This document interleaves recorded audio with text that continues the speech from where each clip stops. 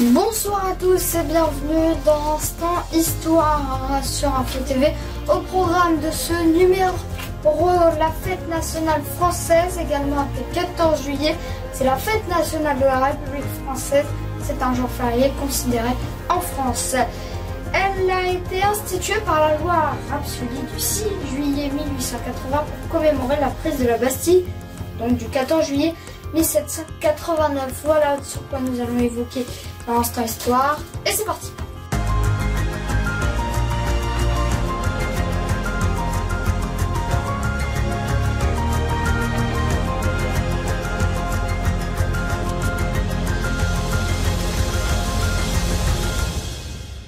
C'est parti, on commence tout de suite ce numéro. En 1879, la Troisième République naissante cherche une date pour servir de support à une fête nationale et républicaine.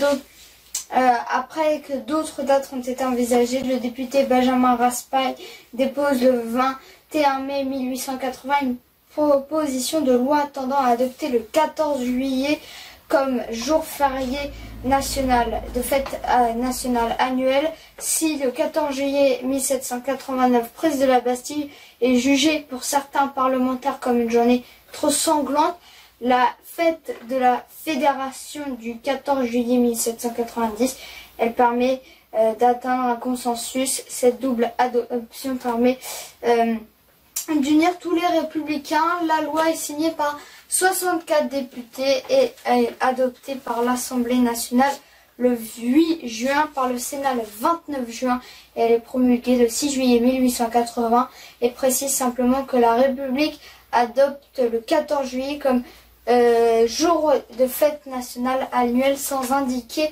quel événement ainsi commémoré.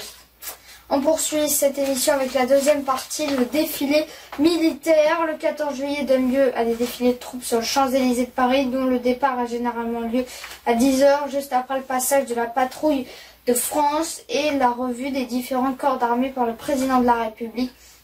D'autres défilés ou cérémonies militaires ont lieu dans la plupart des grandes communes de France. À Lyon, le défilé a traditionnellement lieu le 13 juillet. Les feux d'artifice également, ces spectacles nocturnes prennent place autour des sites dégagés au sein des villes comme des esplanades, des parcs ou des cours d'eau.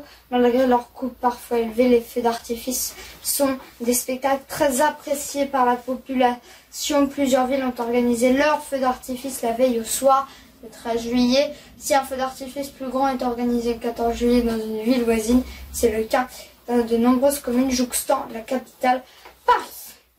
Également, il y a des bals populaires. De nombreux bals sont organisés dans la quasi-totalité des villes du pays. Le plus populaire sont les bals des pompiers. Souvent, le bal a lieu le 13 juillet, la veille de jour férié, ce qui permet d'aller travailler le 15 juillet tôt le matin.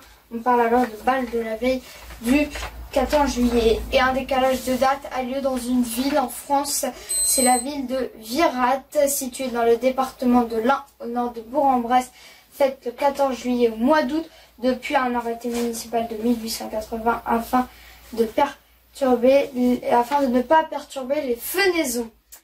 La cérémonie du 14 juillet 2020 était inédite, déjà de par sa place. Elle s'est déroulée place de la Concorde et non avenue des Champs-Élysées, comme le veut la tradition. Et puis les défilés ont été très fortement impactés en raison de la pandémie du coronavirus. Il y avait par exemple seulement 4500 personnes qui étaient invitées, dont 1400 représentants des soignants qui ont été en première ligne lors de l'épidémie du coronavirus. Également, les défilés militaires ont été très impactés. Pas de défilés de véhicules et de troupes à pied. Seuls les défilés aériens ont été maintenus, comme par exemple ceux de la patrouille de France, vous les voyez sur ces images de BFM TV. Et puis il y avait un triple hommage au général de Gaulle. Il s'inscrivait dans une année de triple anniversaire, 130e de sa naissance, 50e de sa mort et le 80e de l'appel du 18 juin 1940. Également, 4 pays ont été mis à l'honneur durant cette cérémonie. Il s'agit de la Suisse, du Luxembourg, de l'Autriche et de l'Allemagne, car ces pays nous ont aidés lors du pic épidémique de coronavirus. Les ministres de la Santé de ces pays frontaliers étaient invités à cette cérémonie en tribune présidentielle. D'un point de vue politique, désormais, Jean Castex a accueilli, comme le veut la tradition, le président de la République qui est arrivé pile à 10h45. Il s'est ensuite installé dans la tribune présidentielle afin de regarder les cérémonies. Et Emmanuel Macron et Jean Castex se sont affichés pour la première fois en public ensemble, le couple exécutif. C'était donc la première image ensemble. Et puis le soir, ensuite, il y a eu des feux d'artifice aussi impactés à cause du coronavirus. À Nancy et à Lille, plusieurs feux d'artifice ont été tirés à divers endroits sans être connus du public. Dans beaucoup de villes, ils ont été annulés. Et à Paris, à 23h, il y a eu 30 minutes de feux d'artifice, mais un large périmètre de sécurité était autour pour pas qu'il y ait de foule qui s'amasse. Enfin, le président de la République Emmanuel Macron a renoué avec la traditionnelle interview post-14 juillet en annonçant la feuille de route de son quinquennat, une nouvelle feuille de route, un nouveau chemin d'après ses mots. Vous le voyez s'afficher sur votre écran, plusieurs mesures sur cette infographie.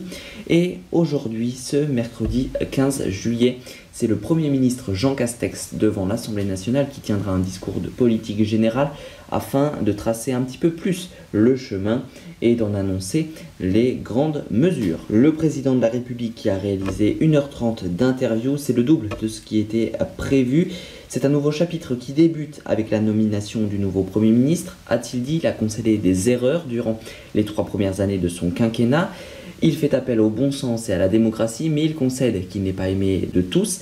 Et coup théâtre, alors qu'il se promenait hier soir avec sa garde rapprochée et son épouse Brigitte Macron au jardin des Tuileries, il a été interpellé par des gilets jaunes qui demandaient le démantèlement de la cellule Brave, la cellule d'intervention rapide lors des manifestations, notamment celle des gilets jaunes instaurée par Didier Lallement. Il a également défendu les choix de son gouvernement alors que son ministre de l'Intérieur Gérald Darmanin est visé pour une enquête pour viol.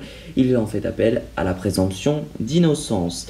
Emmanuel Macron qui a également annoncé que le port du masque en réponse au coronavirus et au regain de l'épidémie serait obligatoire dès le 1er août dans les lieux clos. La rentrée des classes sera quasi normale d'après les mots du président de la République et elle pourrait être décalée si l'épidémie devenait de nouveau incontrôlable.